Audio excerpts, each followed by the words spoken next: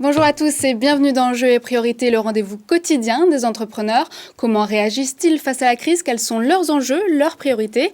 Avec nous sur ce plateau, Nicolas Mérindol. Bonjour, vous êtes président d'Investance Partners du groupe Carmin Finance. Alors que constatez-vous dans votre rapport aux entreprises depuis le début de la crise? On en parle dans l'interview de Jean-Marc Sylvestre.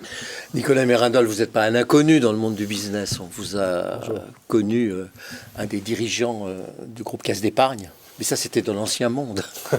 Vous avez depuis créé le groupe Carmin Finance, qui est un groupe bancaire, financier, d'investissement.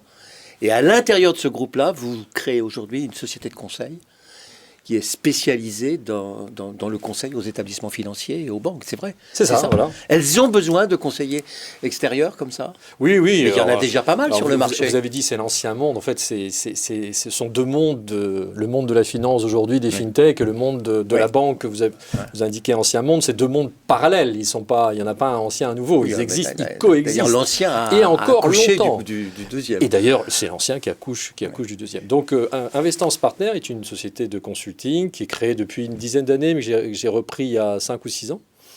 Et on a une spécificité, c'est qu'on fait beaucoup de recherche. C'est une société de consulting donc dédiée à tous les établissements qui dépendent de la Banque Centrale Européenne, qui sont sous tutelle de la Banque Centrale Européenne. Tous les établissements sont sous tutelle de la sauf tous les établissements de banque. Voilà, mais donc ça veut dire que pas que les banques. Les banques, les compagnies d'assurance, les caisses de retraite, les instituts de prévoyance, enfin les entités qui vont être sous autorité de type réglementaire bancaire. Et même les établissements financiers qui n'ont pas le statut de banque. Exactement.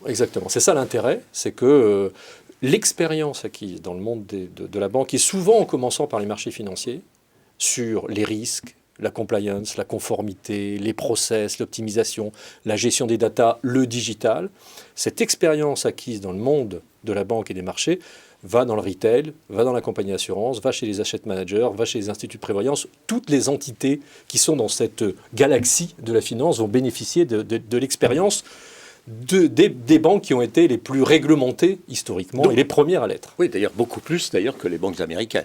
Beaucoup plus notamment que les banques après la crise financière de 2008. Oui, moi, j'ai toujours considéré que, notamment en France, en Europe, mais en particulier en France, les autorités de tutelle ont été à l'origine de la protection du système bancaire français. Qui fait qu'il a échappé.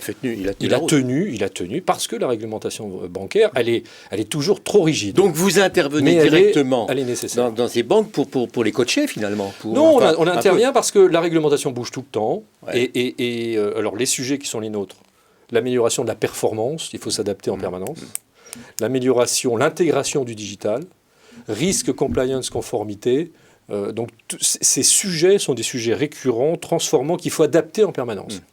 Et les banques ont besoin de renforts pour les mettre en œuvre. Ce n'est pas qu'elles ne maîtrisent pas le sujet, elles ont besoin de renforts pour le mettre en œuvre. Deux questions qui font appel un peu à votre expertise, mais qui rentrent aussi dans le cadre de vos activités. La première, c'est quel est votre jugement aujourd'hui sur l'action de la Banque centrale? Est-ce que ça va tenir, compte tenu des endettements publics et des engagements que la Banque centrale finalement fait prendre aux établissements financiers?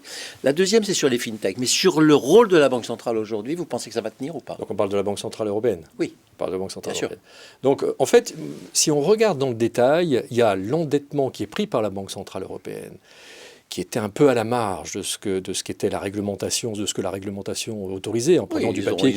Ils ont passé un peu la ligne jaune. Ils ont passé un peu la ligne jaune. Maastricht. Ça c'est un endettement de la Banque centrale européenne. Ma conviction, c'est que l'autre endettement dont on parle des banques centrales est un endettement par pays et par banque centrale. C'est la France. Donc c'est couvert, ça. C'est couvert. C'est la banque c'est la Banque de France qui s'endette pour la France, et c'est pas l'Allemagne qui s'endette pour la Grèce ou l'Italie. Donc, en fait, chacun des pays aura à gérer ses propres dettes, son propre endettement. Alors, vous le disiez tout à l'heure, la Banque centrale contrôle très bien le système bancaire européen. Oui, moi je le pense sincèrement. Est-ce que la Banque centrale contrôle aussi bien toutes les petites filiales de banques? Alors, ça, pas des produits dérivés, je parle de toutes les fintechs que vous connaissez par cœur. C'est une vraie évolution. En fait, la réglementation a un peu couru derrière ces évolutions technologiques étaient beaucoup plus rapides que les autorités de tutelle, que ce soit au niveau européen ou au niveau français.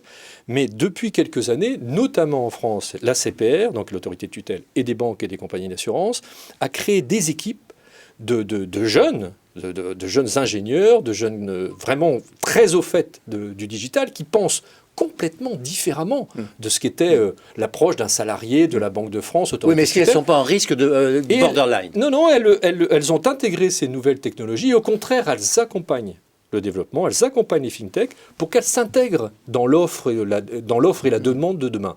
Là, je suis très, très, très surpris et vraiment très positif. Très optimiste. Je suis très positif sur l'accompagnement, sur votre question, qui est l'accompagnement de l'autorité de tutelle. Elle n'est plus en défensif, elle anticipe et elle canalise bien la réglementation en vue du développement des fintechs. Nicolas Mérindol, il faut revenir plus souvent. Avec plaisir. Merci. Merci Nicolas Mérindol. Je rappelle que vous êtes président d'Investance Partners, société de conseil du groupe Carmin Finance. Merci.